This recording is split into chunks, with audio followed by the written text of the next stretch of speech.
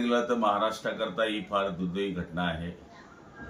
महाराष्ट्राचा खरा दादा आणि बारामतीचा किल्लेदार, वक्तशीरपणाचा माणूस, अजात शत्रू आपल्यातून हिरावून गेलेला आहे. खरं म्हणायला गेलं ते महाराष्ट्राचं फार मोठं नुकसान आहे. ते कोणत्या पक्षाचे होते पेक्षा ते सगळ्यांचे दादा होते.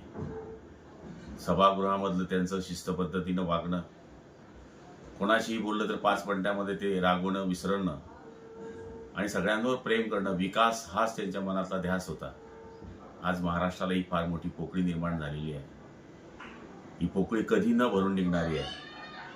हे फक्त पवार कुटुंबाचं दुःख नाही, हे आमच्यासारख्या, तुमच्यासारख्या दीनदलित, पीडित, शोषित सगळ्या लोकांचं भयानक दुःख आहे. अशा आमच्या लाडक्या दादाला श्रद्धांजली अर्पण करत असताना मन हेलावत आहे की ज्याने सगळ्यांना न्याय दिला त्याला परमेश्वराने का न्याय दिला नाही, हे माझं परमेश्वराकडे मागणं आहे.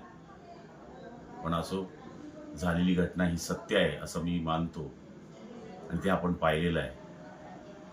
अशा आमच्या दादाला जळगाव जिल्ह्याच्या वतीनं मी भावपूर्ण आदरांजली अर्पण करतो. ओम शांती.